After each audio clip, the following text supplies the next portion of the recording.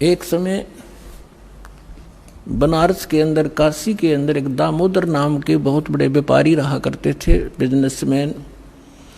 उनका अपना एक पोत था, समुद्री जहाज था,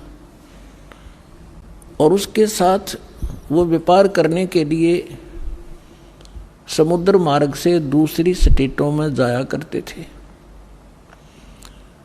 उसके साथ और भी उसी शहर के आसपास के काफी अन्य बनिए लोग भी साथ जाते थे उसके जहाज में किराए पर, और अपना सौदा लाया करते थे। सेठ जी बाहर गए हुए थे और पीछे से उनकी धर्मपत्नी, जिसका नाम धर्मवती था, वो बहुत धार्मिक थी। सेठ दामोदर भी बहुत नेक आदमी थे, भक्ति बहुत विश्वास करते थे परमात्मा में।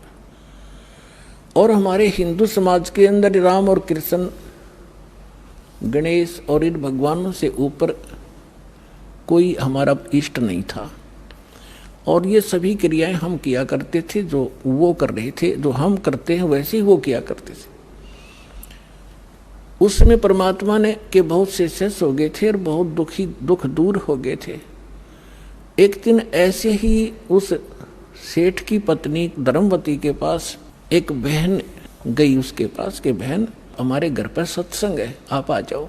तो उसने सोचा चल मेरी वो बहन ज़्यादा उसके निकट थी और पहले कई बार चर्चा कर रखी थी उसने परमात्मा की।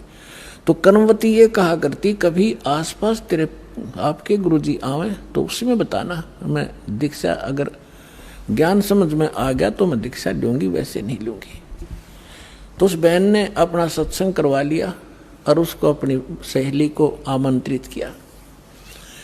अपने आत्माओं परमात्मा का ज्ञान, ओए होए, और ज्ञान सब ज्ञानड़ी, कबीर ज्ञान सो ज्ञान, जैसे गोला तोब को करता चले मैदान।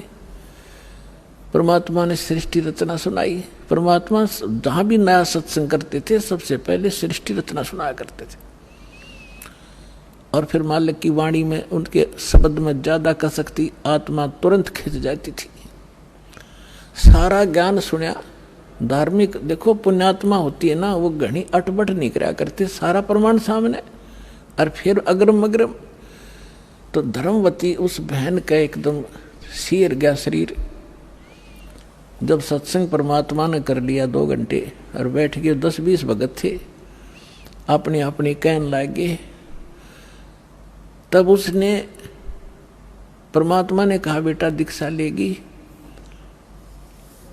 वो कहने लगी महाराज मेरी आत्मा तो मानना है, मैं दीक्षा लूँ आपकी, मुझे ज्ञान पूर्ण रूप से समझ में आ गया।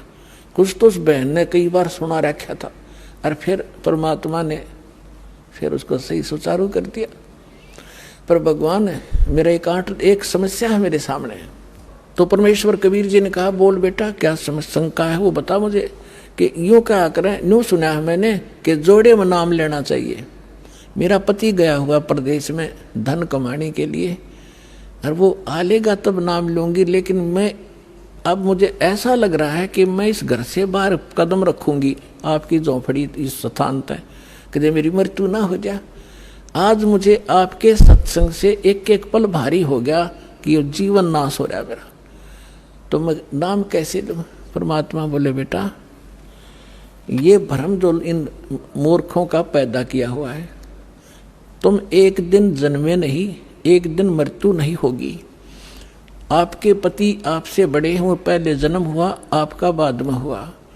और दूसरी बात यह है कि अध्यात्म मार्ग में फिर उसने कहा जी मैंने उनसे पूछा नहीं है, और आज तक मैंने कोई भी काम उनसे बगैर पूछे किया नहीं है, और कहीं वो मुझसे नाराज ना हो जाए, मैं पाप की भागड़ ना बन जाऊं।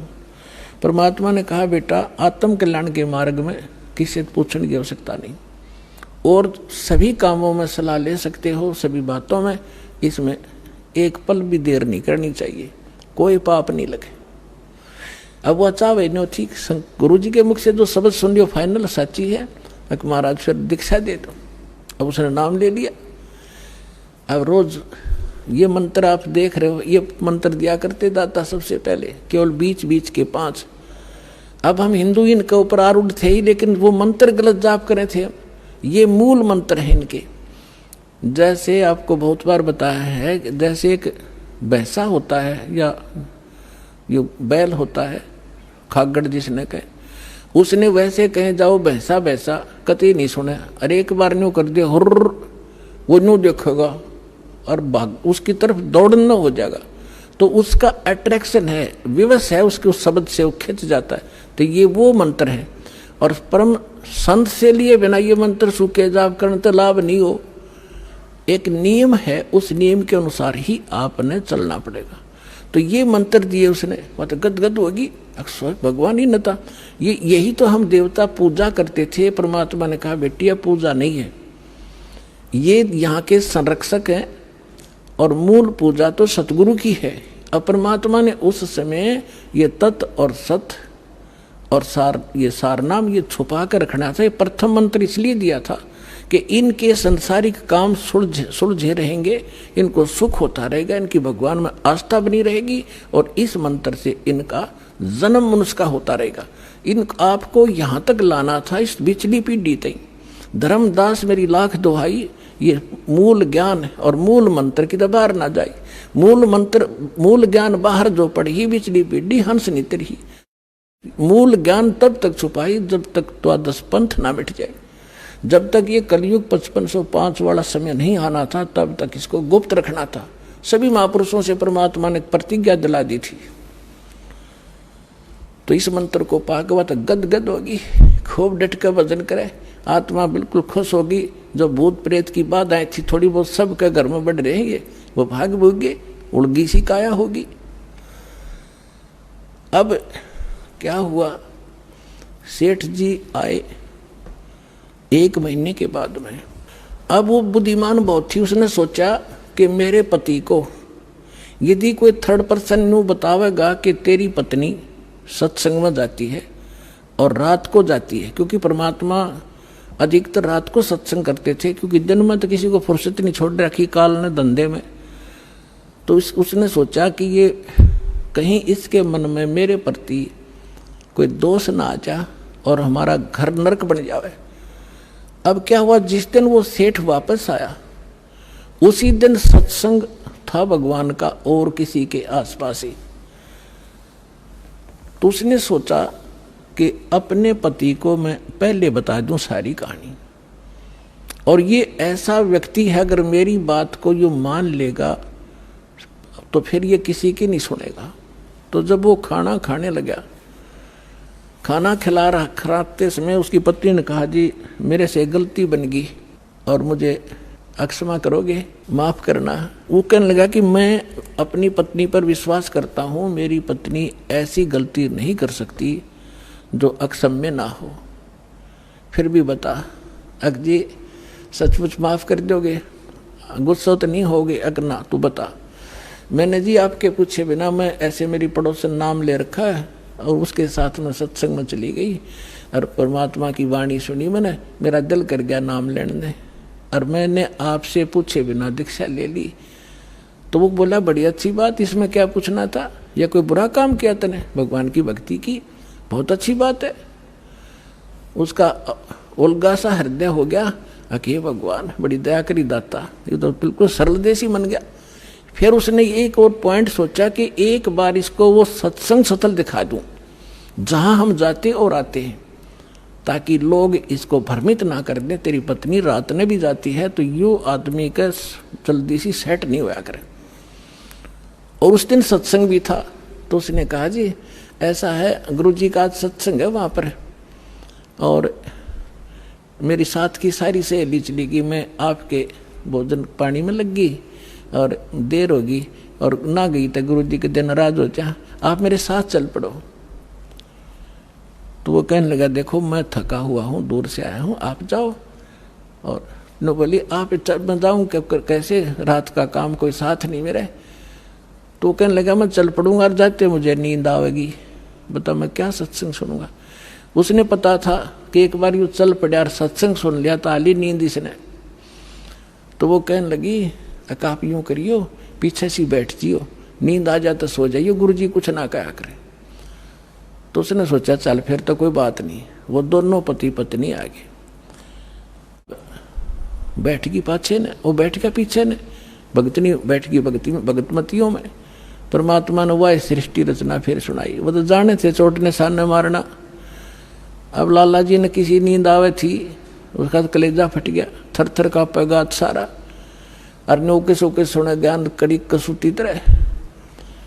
अब सारा ज्ञान सुन लिया। जब अपनी उसकी पत्नी आई, जी नींद तो नहीं आई? कि नींद करे मेरे तो बेचैनी होगी, काहे की नींद आवे थी? एक न्यू पूछ ले गुरुजी ते मुझे नाम दे देंगे। तो उसने जाके कहा महाराज जी भगत जी आए हैं और यूं कहे दीक्षा मिल जाएगी। कहा बेटा बोला। तब उसने क्या बोली, कहा जा नाम देंगे आपको। सेठ जी जाकर बैठ गया पास में, कहने लगा भाई सुन ले लाला जी। परमात्मा बोले देखो सेठ जी, आप हो इन देवताओं के गणे पुजारी, और परमात्मा का नाम लेने के बाद आन उपासना नहीं करनी होगी। वो कहते 100 वर्ष सतगुरु की पूजा, एक दिन आन उपासी और वो अपराधी आत्मा फिर पड़े काल की फांसी। 100 वर्ष गुरु की अनुसार साधना कर ली, सतगुरु के अनुसार, एक दिन भी आन उपासना कर ली ना किसी देवी देवता की, पिछली सारा भट्ठा बैठ जाएगा तेरा। तो वो लाला जी बोला सेठ दामोदर, कहने लगे महाराज जी मैं बाणिया हूँ और सौदा करना खूब जानता हूँ, मैंने सारा कुछ सुन लिया और सब कुछ देख लिया। आज मैंने सारे कथा सुन रखी खूब बड़ी बड़ी, जो ज्ञान आपने दिया इस पृथ्वी पर नहीं, और मैं जो वचन कराया करूँ दाता और पक्का करता हूँ, आप मेरे गुरु, मैं आपका चेला। फिर कहा कि भी देख मैं दानक और तू लाला जी, कल न तेरी बरादरी वाले भी तुझे धिक्कारेंगे। ने बोला जी मुझे नाम दो और आप साथ रहियो दास के, जो होगा सो देखी जाएगी, मुझे दीक्षा दो। और परमात्मा ने कहा कि और उपासना नहीं करोगे फिर किसी देवी देवता की, नहीं तो नुकसान हो जाएगा। लेकर नाम, और परमात्मा का हाथ से चित्र बनाया करते थे, वहाँ जब का हाथ से बनाया करते थे, सब जगह मिला करते थे। वो फोटो ले गया, जो विधि बताई थी विधान वो शुरू कर दिया आपने। फिर कुछ दिन के बाद वो कई दिन सत्संग सुने, फिर व्यापार में जाना था तो सभी वो दूसरे व्यापारी भी साथ थे। अब उसने क्या किया, उस जहाज के अंदर उसने अपना एक कक्ष बना रखा था जिसमें सारे देवी देवताओं के फोटो थे, और वहीं अपना घंटी बजाया करता, बैठ कर आरती करा करता, जय गणेश देवा माता थारी पार्वती, ये सारी कथा सारी आरती करा करता। अब उसने क्या किया, जाके पहले सारी मूर्ति उठाई और समुद्र में जहाज उठाए, समुद्र में जल प्रवाह कर दी, और एक फोटो परमात्मा कबीर जी का लगा लिया। अब दूसरे जो थे वो लाला जी, उन्हें देखा रहे दामोदर ये देवी देवताओं के फोटो कहाँ गए? तो उसने बताया भाई मैंने दीक्षा ले ली गुरुजी से, और गुरुजी का जो सतगुरु की पूजा करते हैं ना, वो देवी देवताओं की पूजा नहीं करनी होती, इसलिए मैंने वो आदर के साथ जल प्रवाह कर दिया। तो वो सारे कहने लगे रहे तू भट्ठा बैठावेगा, तेरा नाश हो जाएगा, तने कहाँ एक क्या क्या है ये कबीर, ये धानक एक जुलाहा, इसकी कड़ फंटी में आ गया तू, कहाँ बातों में आ गया, तेने देवता छोड़ दिए, रामकृष्ण जैसे बलवान भगवान छोड़ दिए, देखना तेरा क्या होगा। वो बोले भाई कुछ भी हो मेरे साथ, आप अपनी क्रिया करो, मैं आपको ना कहता, आप मेरे पीछे क्यों पड़ गए, मैं अपनी करूँगा, आप अपनी करो। अब उस दिन उसके बाद उसको कबीर कहने लगे कि यू आ गया कबीर, दामोदर कहना छोड़ दिया। ने बोला भाई कुछ भी कहो, थारी भी जी पवित्र है, भगवान का नाम लेते। ठीक है मुझे मालूम है तुम किस विषय से कह रहे हो, कोई बात नहीं। अब वो चले गए और सब अपना माल लाद के बच्चों समेत जा रहे थे कुछ तो, क्योंकि 3-4 महीने वापस आया करते थे। जब वापस आ रहे थे पूरा माल लाद के, और बीच में जब आ लिए समुद्र के, एक भयंकर साइक्लोन उठा, तूफान, समुद्री तूफान 30-40 फुट ऊंचा होकर, और इतनी 200 किलोमीटर प्रति घंटा की स्पीड से चला करता, जहाज का तब निशान भी ना पाओ उस पर कित पड़ा है। और देख लिया उनने भी, क्योंकि छोटे मोटे तूफान कई बार ऐसे होते थे, वो उनको पता था ऐसी सती थी बहुत भयंकर होती है। दिन का समय था, उन्होंने देखा तूफान उठ गया भाई, शाम का समय था, बिल्कुल सूर्यास्त होने वाला था।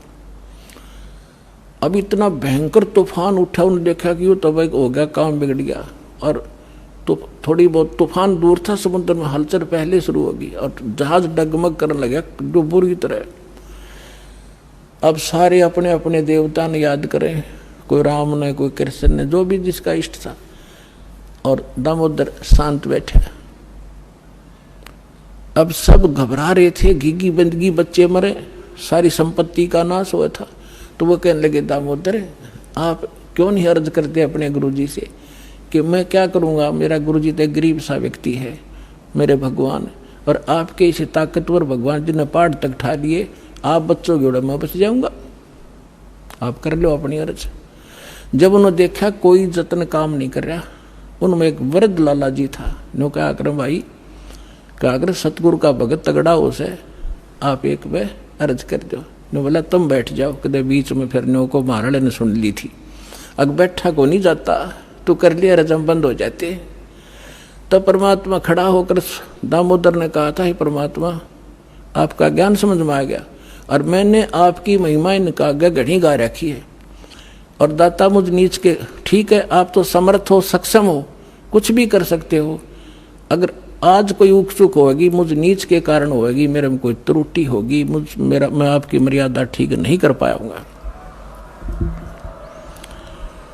हे परमात्मा आपकी बेइज्जती का कारण ये दास बनेगा। न्यू कह के बेहोश हो गया, हृदय से पुकार के। इस बात ने सोच कर मैं तो बहुत क्या करता, परमात्मा न्यू कर दिया, उसका न्यू कर दिया, उसके ऐसे कर दिया।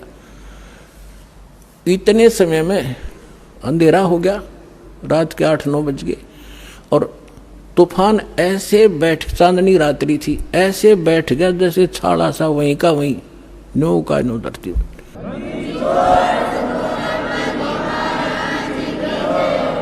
और समुद्र के जल में जरा सी भी हलचल नहीं।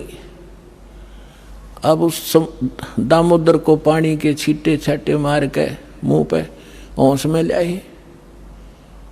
तब उन्होंने कहा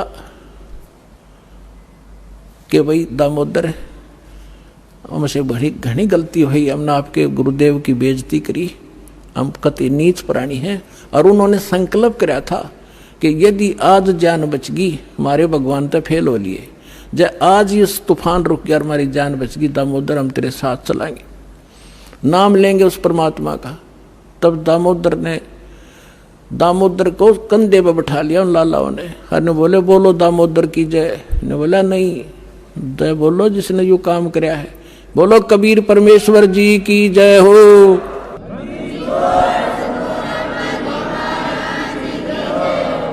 अब उधर से परमात्मा उसी दिन रात्रि में सत्संग कर रहे थे 7-8 बजे सी, और सर्दियों का मौसम था। अब कुछ भक्त सामने आसपास बैठे थे। एकदम परमात्मा ने क्या किया, ऐसे मुंह पर कर नो हाथ फेर कर ऐसे झटका दिया, आसपास के बैठे भक्तां के छींटे लागे। उन्होंने सोचा भाई पसीने कैसे आगे सर्दी में, गुरुजी आपका पसीने आगे? तो पर वो बोले ना भाई पसीने को नहीं आए। और क्या था, ये पानी कहाँ से आ गया? कि मेरे भगत का जहाज डूबा था, दामोदर सेठ नहीं था, भी नाम लेके गया था, हाँ जी, उसका जहाज डूबा था भाई, अब वो उसने बचा कर आया हूँ। अब वो भगत सोच रहे थे अब भाई, अब क्योंकि हम भक्ति अवश्य करते हैं लेकिन विश्वास दृढ़ नहीं होता, और परमात्मा कहते हैं कहा हो तो हरि नाम से, जब मन में नहीं विश्वास, बिना विश्वास के जो भक्ति करते हैं वो सफल नहीं होते हैं। तो वो कच्चे से थे और मन में उनका न्यू थी, ऐसे ही शब्द गा रहे थे, ज्ञान सुना रहे थे, पसीने आगे होंगे, हमारे सामने बैठे और वहाँ कैसे समुद्र में जहाज बचा के आए हैं, वो तो बात कही आई हुई। अब वहाँ से जब वो चलकर आए सेठ, 1-2 दिन और लग गया उन्होंने। उस दिन फिर सत्संग हो रहा था। वो पहले अपने घर गया, घर जाकर पता चला कि मेरी धर्मपत्नी भी उड़े जा रही है, सत्संग में गई हुई है। और सारे वो सेठ ने बोले पीछे घर जावांगे, और सारे बच्चा ने साथ ले रहे। पहले अब परमात्मा का उपदेश लेंगे, जब घर बढ़ाएंगे। अब हमारा बाकी आज का जीवन, आज के बाद का जीवन उनका ही हमारा। और सारे वहां चलेंगे, सीधे वहां 15-20 लाला जी और उनका परिवार। अब क्या हुआ, अब उधर सत्संग चल रहा था और वही भगत मिले जुले से वो आया करते उस क्षेत्र में, तो सारे वही बैठे। और पीछे थे क्या हुआ, वो सारे के सारे जाकर बाहर खड़े हो कहने को जय हो पाबंदी छोड़ कबीर साहब की, जय हो भगवान कबीर साहब की। परमात्मा बोले रे बाहर कौन शोर कर रहा, पता करके आइयो। अब जो ही वो बाहर गए भगत पता करने आंगन से बाहर, तो उन्होंने देखा दामोदर को, वो सब जाने थे क्योंकि वो आते जाते थे सत्संग में। तो उन्होंने आकर बताया जी दामोदर सेठ आ रहा है और उसके साथ और कई लाला जी हैं, सेठ हैं, और आपका दर्शन करना चाहते हैं। बोला बुला लो भाई, क्या बात होगी। वो सारे आगे चरणा में अपने दंडोत प्रणाम करें, हे भगवान आपने दया कर दी, हमारे जीवन रक्षा कर दी। परमात्मा हमसे बहुत भूल हुई, हमने बहुत गलती की, आपके भगत को बहुत सताया, टॉर्चर किया, इसको माफ़ करो हम अपराधियों को। भगवान आपने हमारी जान बचा दी, हमारा जहाज डूबता आपने बचा दिया। परमात्मा बोले क्या कह रहे हो भाई। और परमात्मा चाहते थे जिनका मन में शंका थी वो उनका भ्रम निवारण करने के लिए सच बताओ सारी कहानी क्या हुआ था, कि भगवान ऐसे ऐसे हो गया था। हमने अपने सारे जंतर मंतर कर लिए थे, कोई राहत नहीं मिली। फिर हमने आपके भगत आराध करी थी, इसने आपको पुकारा के मंत्र पढ़ा यू दाने, यो बेहोश हो गया आपको पुकार के। तब कहा बेटा मैं ही वहां पहुंचा था और आपकी रक्षा करी थी, और आपका अब सौभाग्य है कि आपको इस संकट आपके लिए वरदान से दोगा कि आपके समझ में आ गई और आप यहाँ आगे दीक्षा लो और अपना कल्याण कराओ। सभी ने नाम लिया, उनका कल्याण हुआ। बोलो सतगुरुदेव।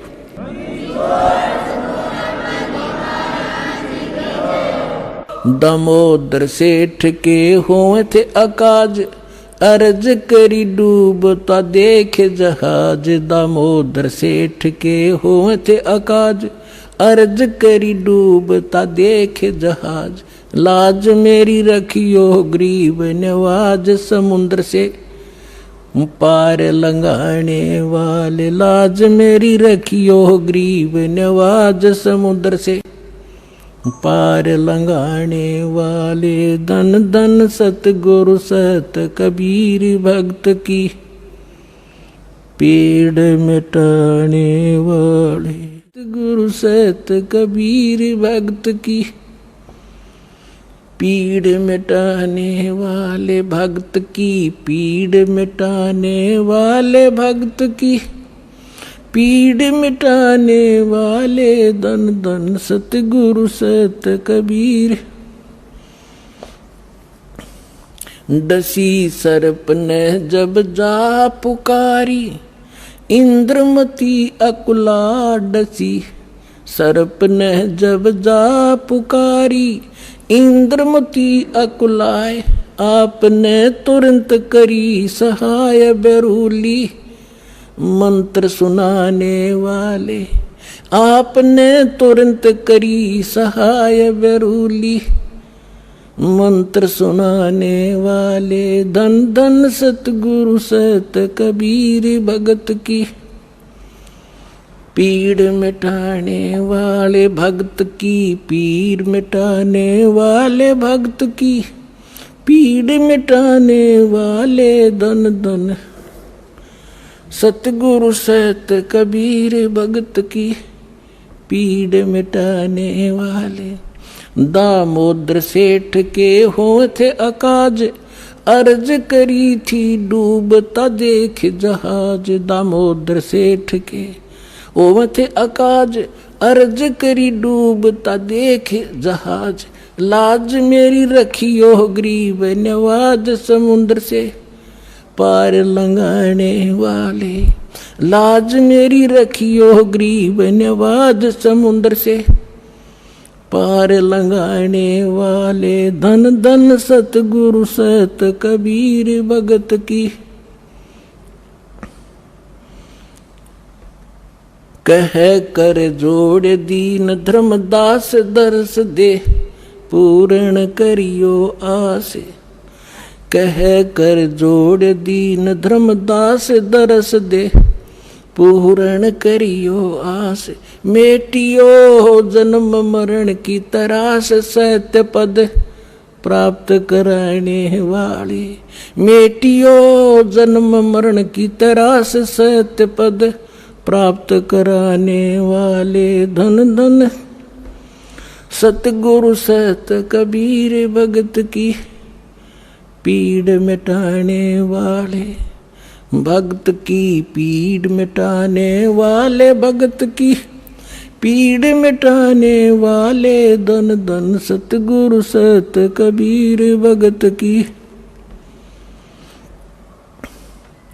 कह कर जोड़ दीन धर्मदास दरस दे पूर्ण करियो आस। कह कर जोड़ दीन धर्मदास दरस दे पूर्ण करियो आस।